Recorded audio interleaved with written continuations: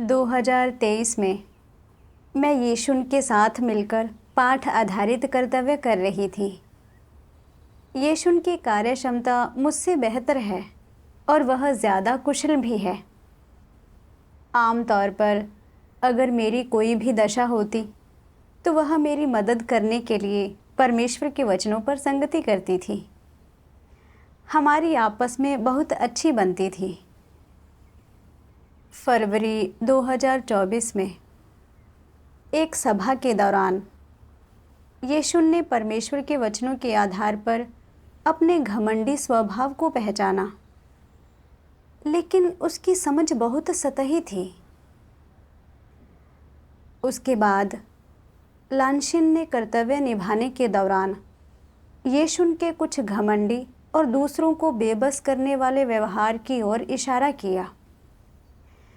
उसने कहा कि आम तौर पर जब यीशु उसकी समस्याएं बताती थी तो उसके लहजे में कुछ तिरस्कार होता था, जिससे वह बहुत बेबस महसूस करती थी। और कुछ समय तो उसे ऐसा लगा कि उसकी काबिलियत खराब है और वह उस कर्तव्य के लायक नहीं है। तो यीशु ने उससे तिरस्कारपूर्वक कहा कि अगर वो नहीं कर सकती तो इस्तीफ़ा दे दे। यह सुनकर वह बहुत निराश हो गई।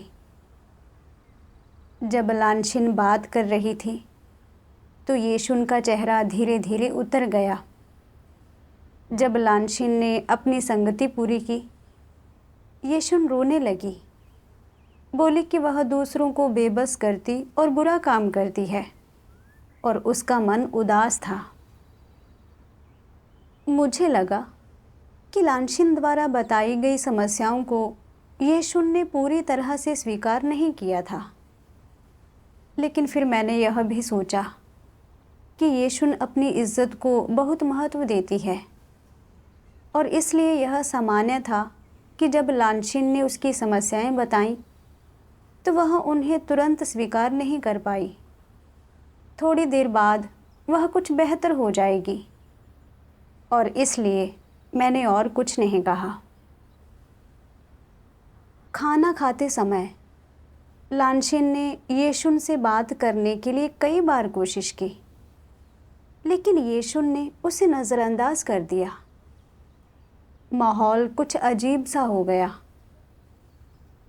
मैं और यीशु एक ही दफ्तर में एक साथ काम करते थे और दोपहर के भोजन के बाद लानशिन कंप्यूटर में मेरी मदद करने के लिए हमारे दफ्तर आई।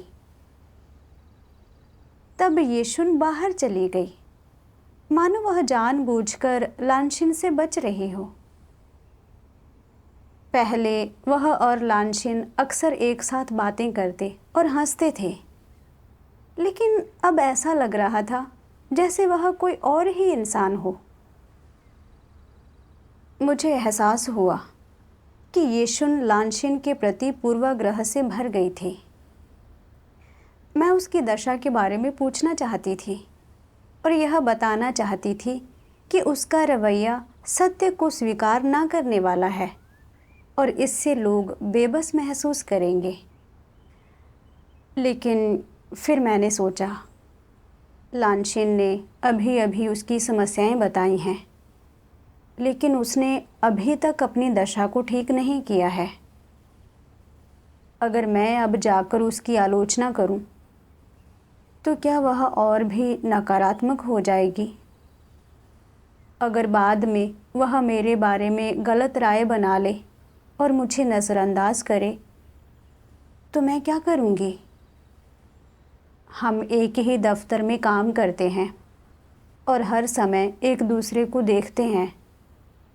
अगर हमारे रिश्ते में खटास आ गई तो भविष्य में साथ रहना कितना मुश्किल हो जाएगा। बाद में अगर मेरी कोई दशा हुई या काम में कोई समस्या आई, तो अगर वह मेरी मदद नहीं करेगी तो मैं क्या करूँगी? क्या मैं खुद को ही शर्मिंदा नहीं करूँगी? यह सोचकर मैं जो कहने वाली थी उसे मन में ही रखा। लेकिन मैं साफ देख सकती थी कि यीशु की दशा अच्छी नहीं थी और इस बारे में संगति ना करने के लिए मुझे आत्मग्लानि महसूस हुई। तब मैंने हिम्मत जुटाकर पूछा, लगता है तुम्हारी दशा कुछ ठीक नहीं है। क्या ऐसा इसलिए है क्योंकि लांशिन द्वारा बताई गई समस्याओं को तुरंत स्वीकार करना मुश्किल हो रहा है? अगर तुम्हारे मन में कोई भी विचार हैं तो तुम खुलकर संगति कर सकती हो, उन्हें अपने अंदर दबाकर मत रखो। यीशु ने धीमी आवाज़ में कहा, मैं ठीक हूँ, मैं इस पर विचार कर रही हूँ। और फिर कुछ नहीं बोली। यह देखकर कि वह खुलकर संगति नहीं करना चाहती, मुझे अचानक समझ नहीं आया कि क्या कहूँ। मुझे चिंता थी कि अगर मैंने कुछ और कहा तो वह मुझसे चिढ़ जाएगी और मेरे बारे में गलत राय बना लेगी। इसलिए मैंने बस प्रोत्साहन के कुछ शब्द कहे और जल्दबाजी में बातचीत खत्म कर दी। बाद में यीशु लगातार 2 दिनों तक चुपचाप खाने और काम करने में लगी रही।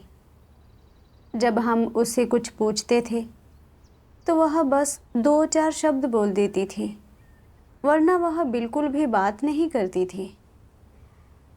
पहले जब भी हमारे काम में कोई ऐसी समस्या होती थी जिसकी असलियत मैं जान नहीं पाती थी, तो यीशु सक्रिय रूप से अपनी राय व्यक्त करती और कुछ सुझाव देती थी।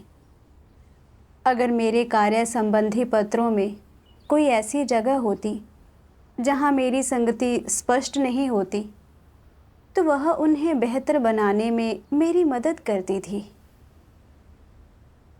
लेकिन इन 2 दिनों के दौरान जब हमारे काम में समस्याएं आई, तो यीशु ने संगति भी नहीं की। मैं उन समस्याओं को सामने रखकर उन पर चर्चा करना चाहती थी, लेकिन जब मैंने देखा कि यीशु का मिजाज ठीक नहीं है, तो मुझे लगा कि काम पर चर्चा करने से कोई नतीजा निकलना मुश्किल होगा और इसलिए मैंने उनका जिक्र नहीं किया। नतीजतन काम प्रभावित हुआ। बाद में मैं यीशु के व्यवहार को उजागर करना चाहती थी ताकि वह अपनी समस्याओं को समझ सके। लेकिन फिर मैंने सोचा कि लांशिन ने तो बस उसके घमंडी स्वभाव का जिक्र ही किया था और नतीजा ये हुआ कि यीशु की दशा इतनी खराब हो गई थी।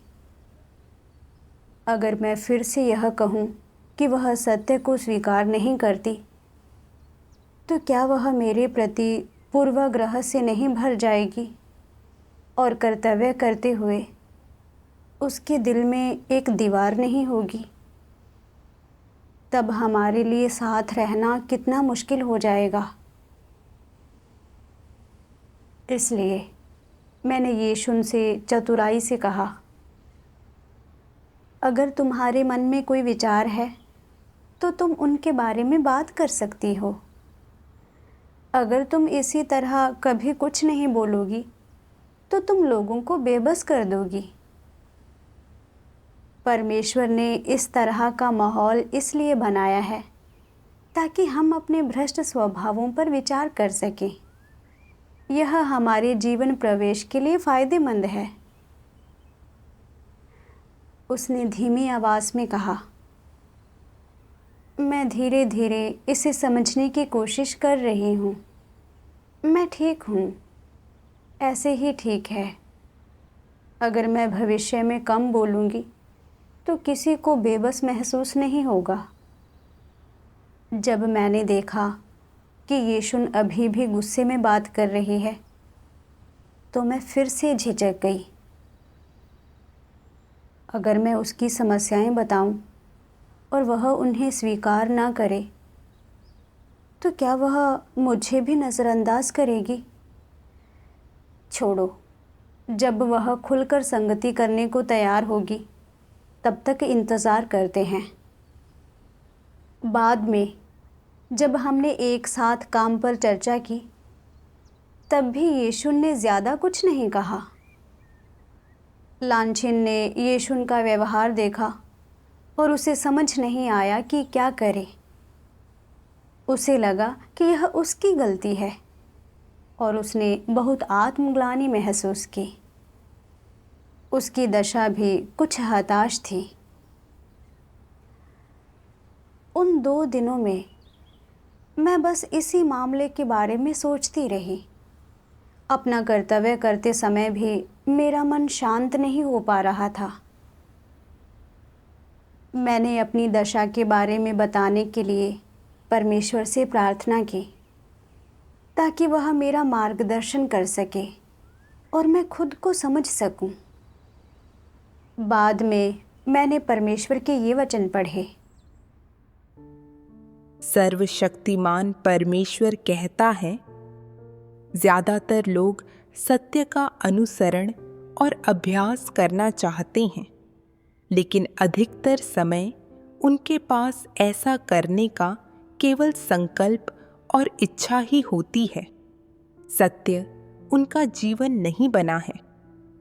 इसके परिणाम स्वरूप जब लोगों का बुरी शक्तियों से वास्ता पड़ता है या ऐसे कुकर्मियों या बुरे लोगों से उनका सामना होता है जो बुरे कामों को अंजाम देते हैं, या जब ऐसे नकली अगुवाओं और मसीह विरोधियों से उनका सामना होता है जो अपना काम इस तरह से करते हैं जिससे सिद्धांतों का उल्लंघन होता है, इस तरह कलीसिया के कार्य में बाधा पड़ती है और परमेश्वर के चुने लोगों को हानि पहुंचती है।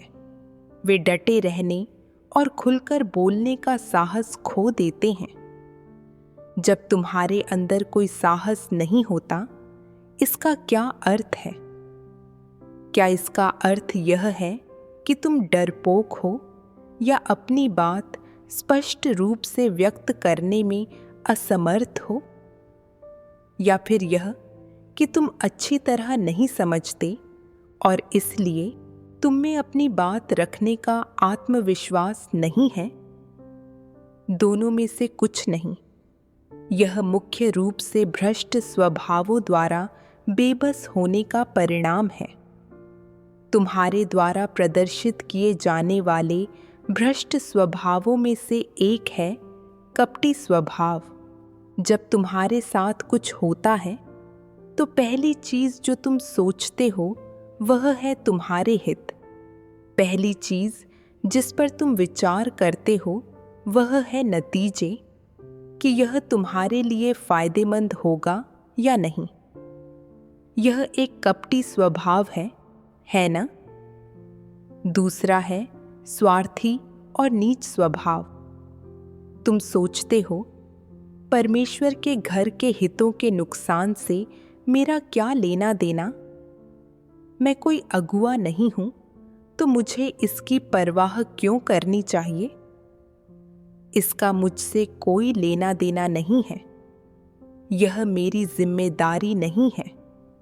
ऐसे विचार और शब्द तुम सचेतन रूप से नहीं सोचते, बल्कि ये तुम्हारे अवचेतन द्वारा उत्पन्न किए जाते हैं, जो वह भ्रष्ट स्वभाव है जो तब दिखता है जब लोग किसी समस्या का सामना करते हैं। ऐसे भ्रष्ट स्वभाव तुम्हारे सोचने के तरीके को नियंत्रित करते हैं। वे तुम्हारे हाथ पैर बांध देते हैं और तुम जो कहते हो उसे नियंत्रित करते हैं। अपने दिल में तुम खड़े होकर बोलना चाहते हो, लेकिन तुम्हें आशंकाएं होती हैं, और जब तुम बोलते भी हो तो बात को घुमाते हो और बात बदलने की गुंजाइश छोड़ देते हो, या फिर टाल मटोल करते हो और सत्य नहीं बताते। स्पष्टदर्शी लोग इसे देख सकते हैं। वास्तव में तुम अपने दिल में जानते हो कि तुमने वह सब नहीं कहा जो तुम्हें कहना चाहिए था, कि तुमने जो कहा उसका कोई प्रभाव नहीं पड़ा, कि कि तुम सिर्फ औपचारिकता निभा रहे थे और समस्या हल नहीं हुई है। तुमने अपनी जिम्मेदारी नहीं निभाई है, फिर भी तुम खुल्लम खुल्ला कहते हो कि तुमने अपनी जिम्मेदारी निभा दी है, या जो कुछ हो रहा था वह तुम्हारे लिए अस्पष्ट था। क्या यह सच है? और क्या तुम सचमुच यही सोचते हो? क्या तब तुम पूरी तरह से अपने शैतानी स्वभाव के नियंत्रण में नहीं हो? भले ही तुम जो कुछ कहते हो उसका कुछ हिस्सा तथ्यों के अनुरूप हो, लेकिन मुख्य स्थानों और महत्वपूर्ण मुद्दों पर तुम झूठ बोलते हो और लोगों को धोखा देते हो, जो साबित करता है कि तुम ऐसे व्यक्ति हो जो झूठ बोलता है और जो अपने शैतानी स्वभाव के अनुसार जीता है। परमेश्वर उजागर करता है कि कई बार लोग सत्य का अभ्यास करने को तैयार तो होते हैं, लेकिन अपने स्वार्थी और कपटी भ्रष्ट स्वभावों के वश में होने के कारण वे अपने हितों के बारे में बहुत ज़्यादा सोचते हैं। और भले ही वे भाई बहनों की समस्याओं को साफ साफ देखते हैं, फिर भी वे उनकी ओर इशारा करने या उन्हें उजागर करने की हिम्मत नहीं करते। अगर वे इशारा करते भी हैं तो घुमा फिरा कर करते हैं, आधी बात कहकर आधी छोड़ देते हैं और परमेश्वर के घर के हितों का ध्यान नहीं रखते। मेरी दशा बिल्कुल यही थी। मैंने देखा था कि यीशु ने लानशीन का मार्गदर्शन स्वीकार नहीं किया था, और जब लानशीन ने उससे बात की तो उसने उसे नज़रअंदाज कर दिया, जिससे लानशीन बेबस महसूस करने लगी। मुझे समय पर संगति करके मदद करनी चाहिए थी, लेकिन मुझे चिंता थी कि अगर ऐसे नाजुक मौके पर मैंने यह इशारा किया कि वह सत्य को स्वीकार नहीं करती, तो वह इसे तुरंत स्वीकार नहीं कर पाएगी और मेरे बारे में गलत राय बना लेगी, और इसलिए बाद में अगर मुझे कोई कठिनाई हुई तो वह मेरी मदद नहीं करेगी। इसलिए मैंने बस चतुराई से उसकी दशा के बारे में पूछा था। जब मैंने देखा कि वह खुलकर बात करने को तैयार नहीं है, तो मुझे फिर से चिंता होने लगी कि उसकी समस्याओं को उजागर करने से वह मेरे प्रति चिढ़ जाएगी, और इसलिए मैं कहने वाली बात को निगल गई थी।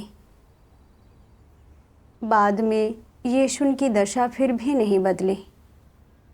कई दिनों तक उसने हमसे ज़्यादा बात नहीं की, और हम काम के बारे में सामान्य रूप से संवाद या चर्चा नहीं कर सकते थे, ना ही हम काम को अमल में लाने में अच्छे नतीजे हासिल कर सके।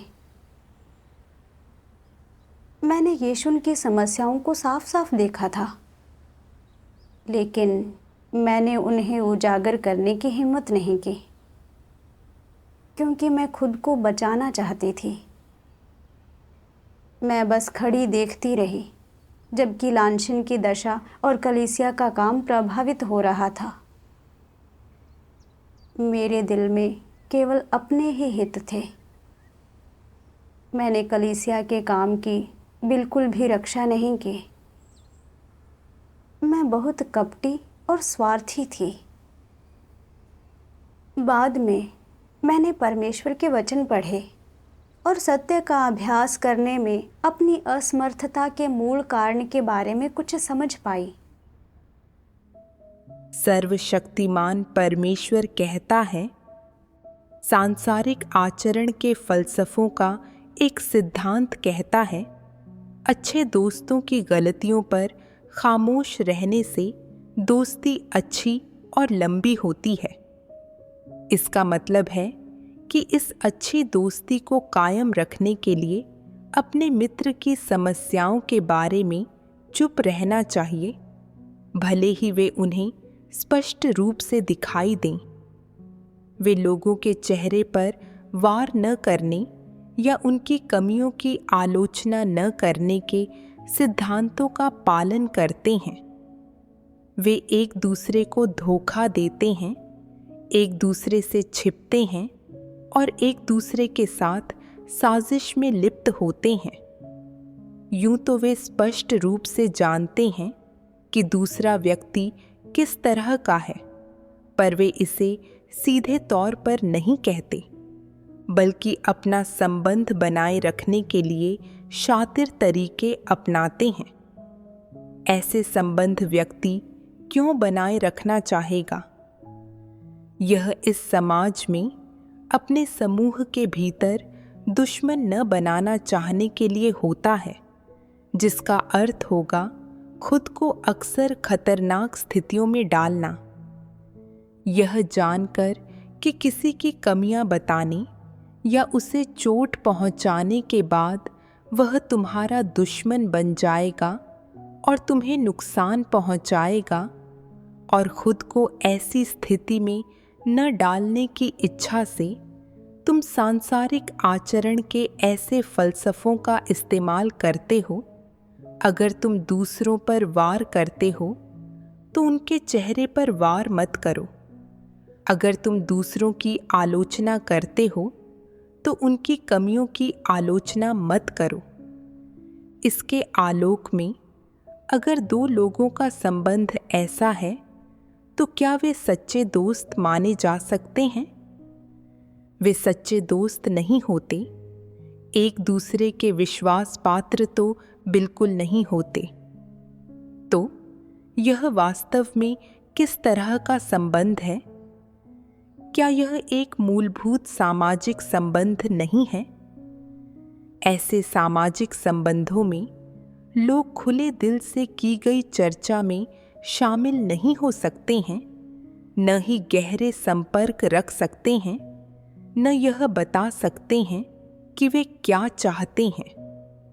वे अपने दिल की बात या जो समस्याएं वे दूसरे लोगों में देखते हैं, या ऐसे शब्द जो दूसरे लोगों के लिए लाभदायक हों, जोर से नहीं कह सकते।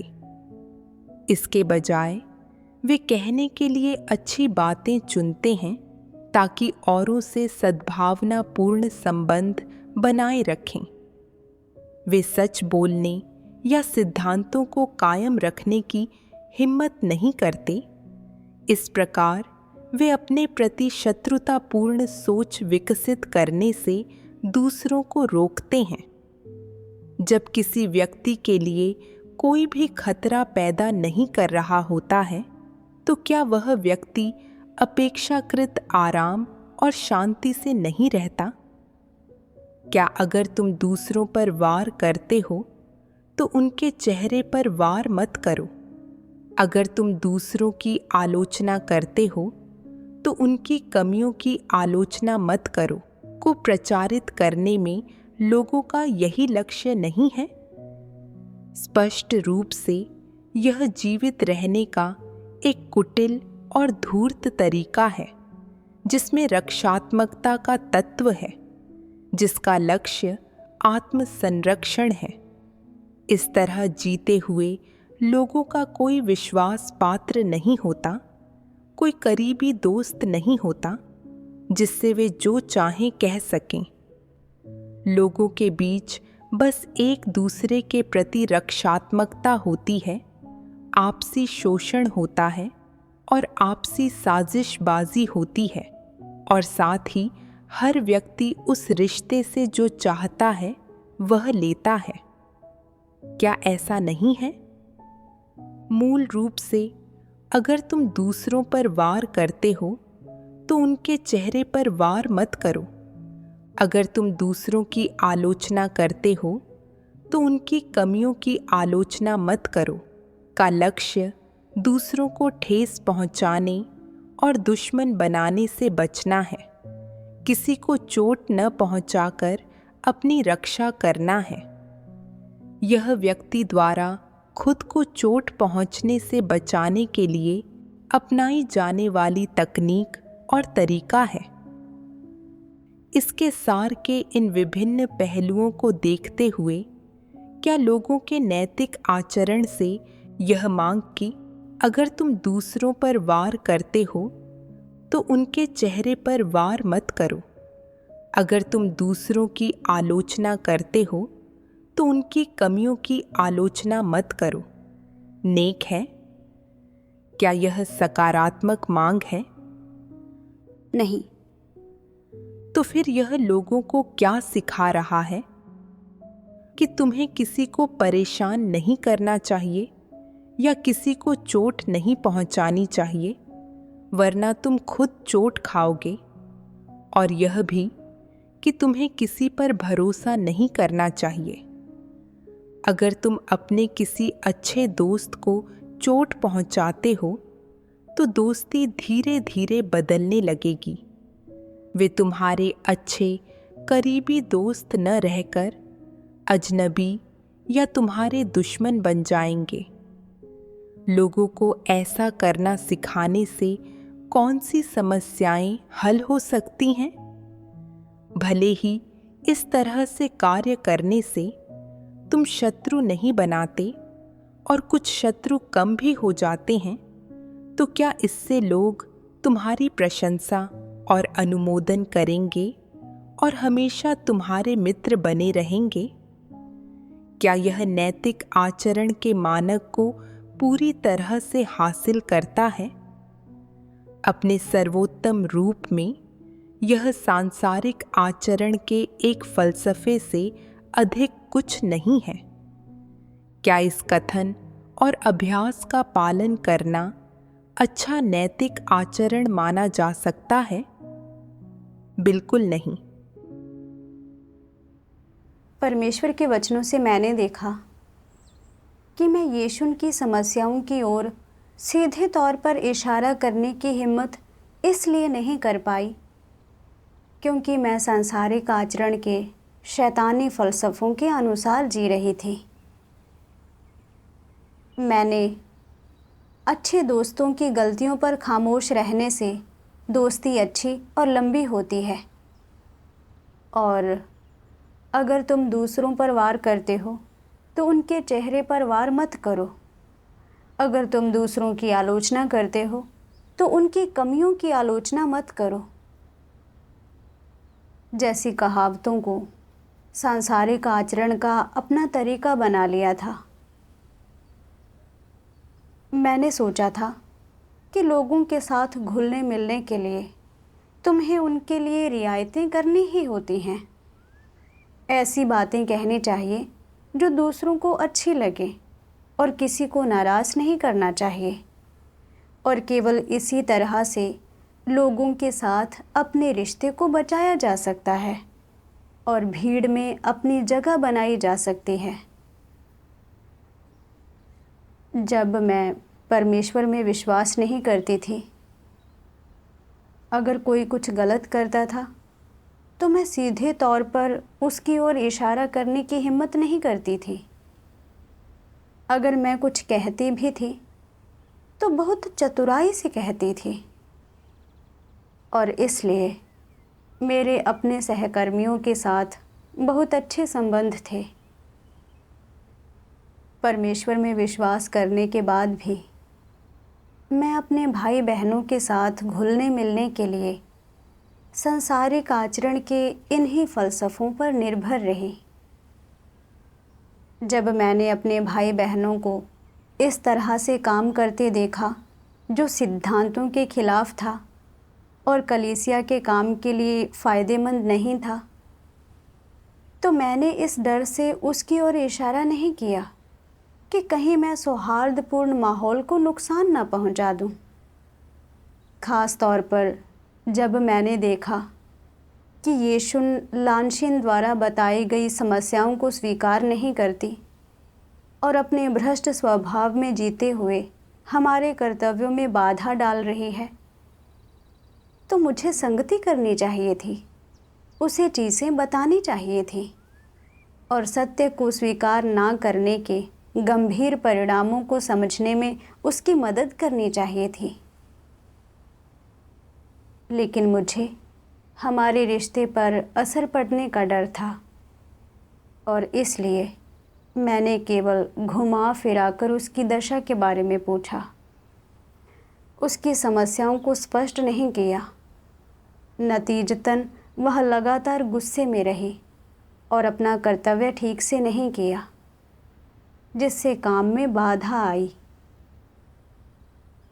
मुझे एहसास हुआ कि सांसारिक आचरण के शैतानी फ़लसफ़ों के अनुसार जीना लोगों के प्रति बिल्कुल भी ईमानदार या मददगार होना नहीं है और यह कलीसिया के काम की रक्षा नहीं करता है।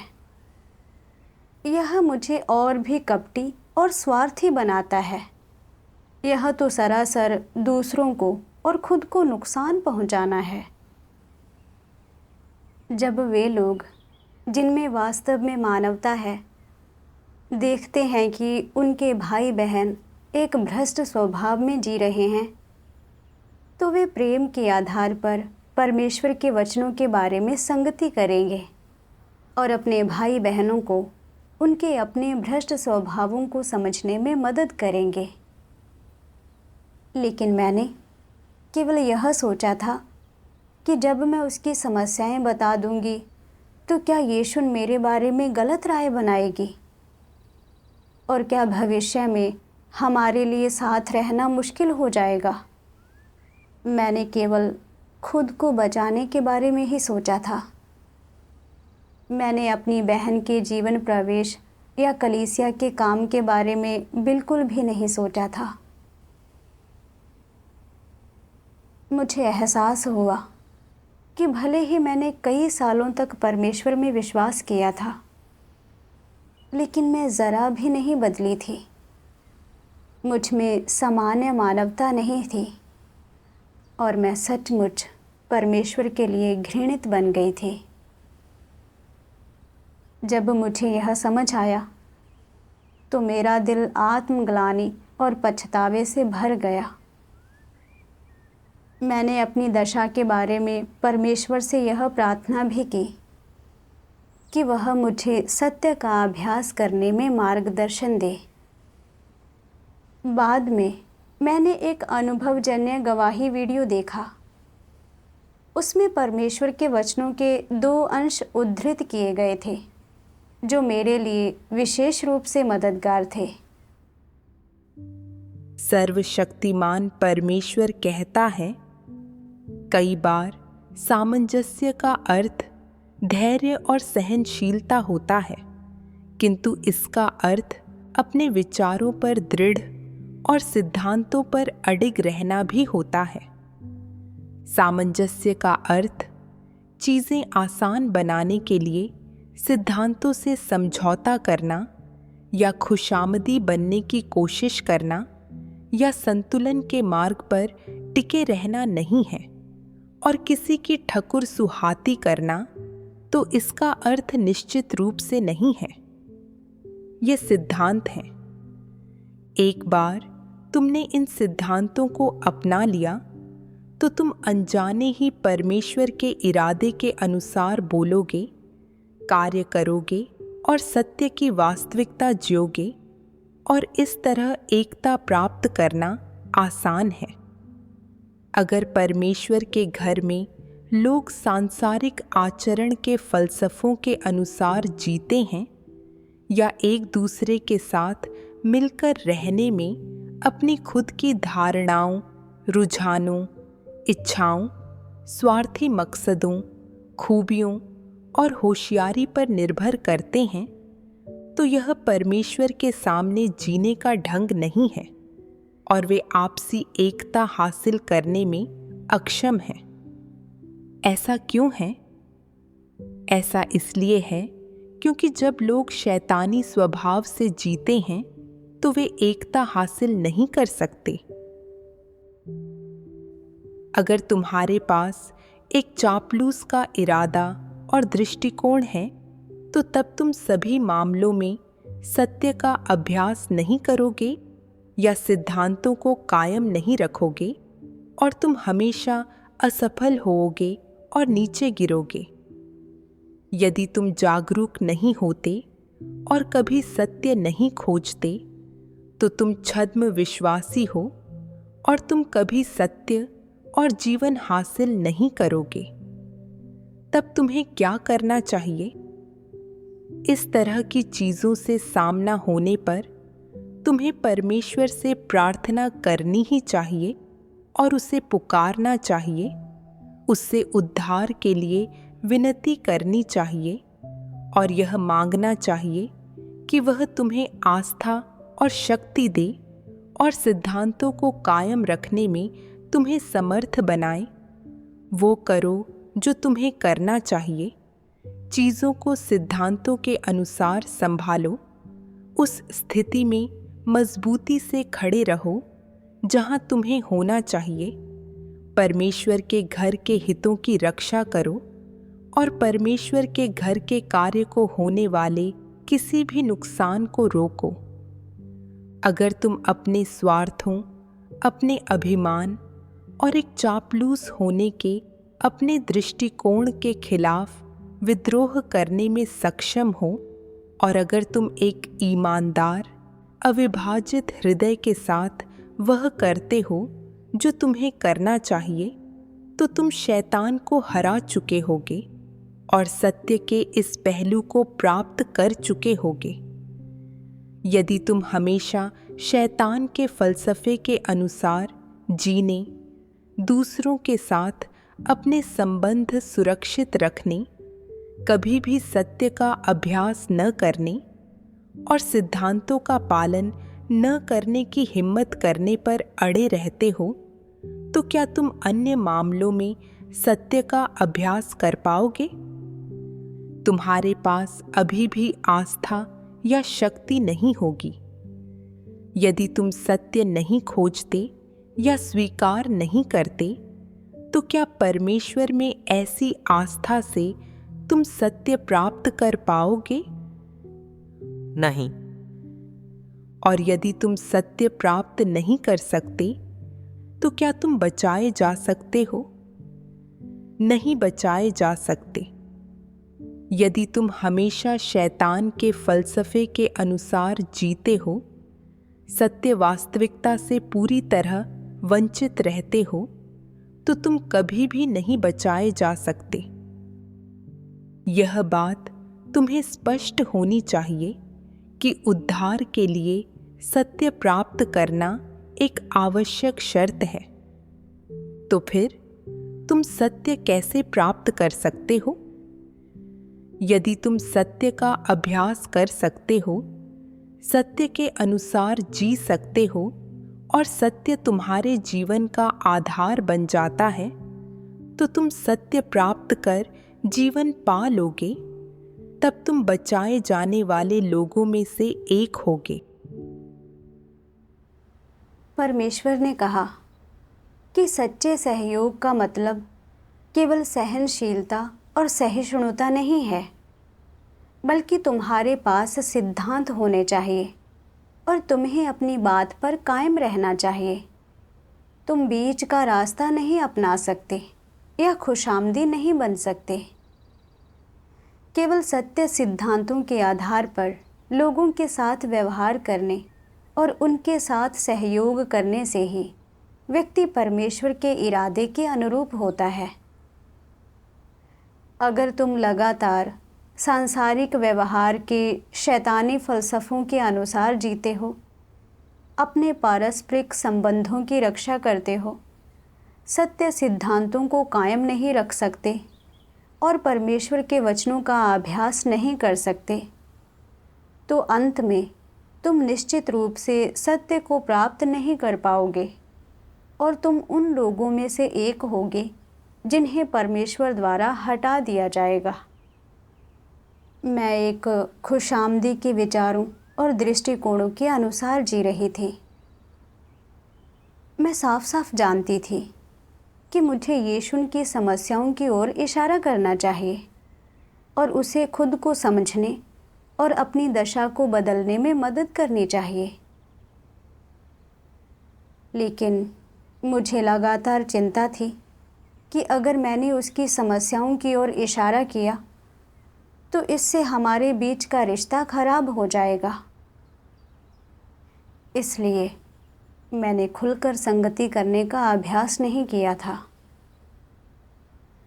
सतह पर हम दोनों के बीच जाहिर तौर पर एक सामंजस्यपूर्ण रिश्ता था, लेकिन उसने कभी अपनी समस्याओं को नहीं समझा और उसकी दशा बद से बदतर होती गई। हर कोई बेबस था और काम प्रभावित हुआ था। ये सभी चीज़ें मेरे सत्य का अभ्यास ना करने के परिणाम थे। मैं ऐसे ही चलती नहीं रह सकती थी।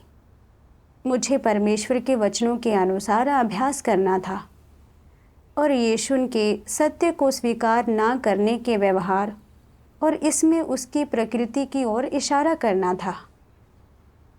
अगर उसने संगति और खुलासे के बाद सत्य को स्वीकार कर लिया तो यह उसके लिए अच्छा होगा। यह एक सच्ची मदद होगी। लेकिन अगर उसने संगति के बाद भी इसे स्वीकार नहीं किया और लगातार विरोध करती रही तो मुझे कुछ भेद पहचानने की ज़रूरत होगी। उस रात मैंने परमेश्वर से प्रार्थना की, उससे यह विनती की कि वह मुझे आस्था दे ताकि मैं यीशु की समस्याओं की ओर इशारा कर सकूं। प्रार्थना करने के बाद मैंने पहल करके यीशु की दशा के बारे में पूछा और उसके सत्य को स्वीकार ना करने और सत्य से विमुख होने के व्यवहारों की ओर इशारा किया। मेरी बात सुनने के बाद यीशु को अपनी दशा के बारे में कुछ समझ आई और वह इसे बदलने को तैयार हो गई। मैंने देखा कि वह सत्य को स्वीकार करने को तैयार थी, लेकिन शुरुआत में वह एक भ्रष्ट स्वभाव में जी रही थी और उससे तुरंत उबर नहीं पा रही थी। मैंने यह भी अनुभव किया कि जब तुम परमेश्वर के वचनों के अनुसार अभ्यास करते हो तो तुम्हारा दिल सहज और शांत महसूस करता है।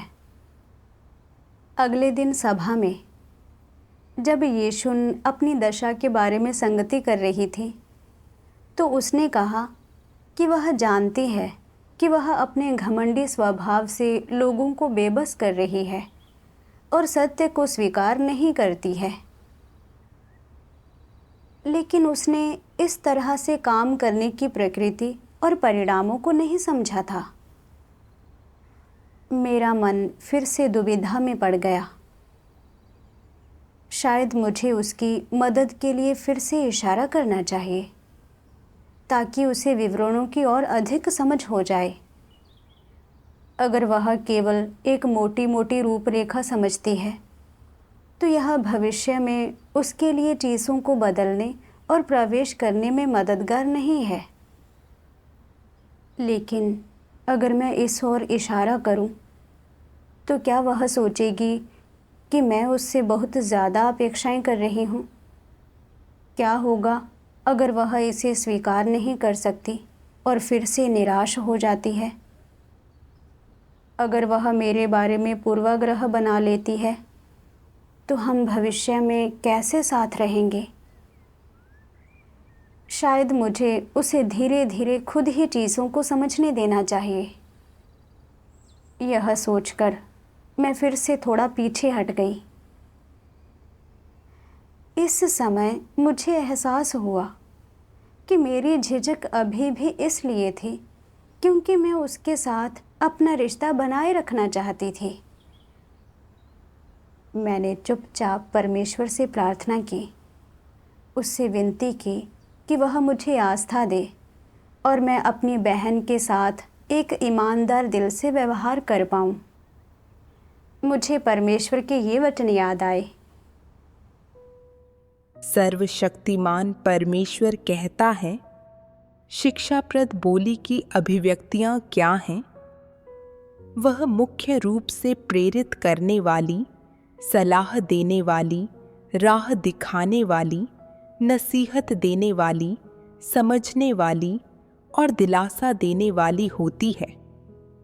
साथ ही कुछ विशेष परिस्थितियों में दूसरों की गलतियों को सीधे तौर पर उजागर करना और उनकी काट छांट करना ज़रूरी हो जाता है, ताकि वे सत्य की समझ और पश्चातापी हृदय हासिल कर पाएं। केवल तभी नतीजे पाए जा सकते हैं। अभ्यास का यह तरीका लोगों के लिए बहुत लाभकारी होता है। यह उनकी वास्तविक मदद है और यह उनके लिए शिक्षाप्रद है कि नहीं? परमेश्वर के वचनों ने मुझे समझाया कि लोगों के लिए केवल प्रोत्साहन और उत्साह के शब्द ही मददगार नहीं होते। लोगों की समस्याओं को लेकर उनकी काट-छांट करना और उनकी कमियों और खामियों की ओर इशारा करना उनके लिए और भी अधिक निर्माणकारी होता है। यह लोगों को अपनी दशा को बेहतर ढंग से समझने और समस्याओं को हल करने के लिए सत्य खोजने में मदद कर सकता है, और यह उनके जीवन प्रवेश के लिए भी फायदेमंद है। अब यीशु सत्य को स्वीकार ना करने की अपनी प्रकृति और परिणामों को नहीं समझती थी। इस ओर इशारा करके मैं उसे खुद को बेहतर ढंग से समझने में मदद कर सकती थी।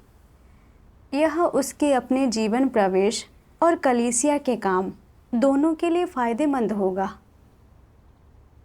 यीशु मेरे बारे में जो भी सोचे वह महत्वपूर्ण नहीं है। सबसे महत्वपूर्ण बात यह है कि मुझे परमेश्वर के वचनों का अभ्यास करना चाहिए और अपनी बहन को सच्ची मदद देनी चाहिए। इसलिए मैंने यीशु की दशा के संबंध में परमेश्वर के वचनों के कई अंश पढ़े और इस ओर इशारा किया कि उसकी समझ सतही है और उसमें कोई बारीकी नहीं है। फिर परमेश्वर के वचनों को शामिल करते हुए मैंने इस तरह से काम करने की प्रकृति और परिणामों के बारे में संगति की। संगति के माध्यम से यीशु ने स्वीकार किया कि उसे वर्तमान में बहुत गहरी समझ नहीं है और वह बदलाव लाने को तैयार थी। उसने मौके पर ही लांशिन से माफ़ी भी मांगी। लांशिन ने भी अपनी दशा के बारे में संगति की। सभी ने अपने बारे में खुलकर बात की और किसी के बीच कोई बाधा नहीं रही। मैंने सचमुच अनुभव किया कि कैसे परमेश्वर के वचनों के अनुसार अभ्यास करने से लोगों को मदद और लाभ मिलता है। जब तक लोग सत्य को स्वीकार करने को तैयार हैं, तब तक भाई बहनों के बीच एक दूसरे की कमियां बताना, मदद करना, संगति और खुलासा करना, यह सब ना केवल लोगों को निराश नहीं करेगा, बल्कि वास्तव में लोगों को खुद को बेहतर ढंग से समझने में मदद करेगा और हर कोई अपने जीवन प्रवेश में प्रगति करेगा। ये सत्य का अभ्यास करने के लाभ हैं।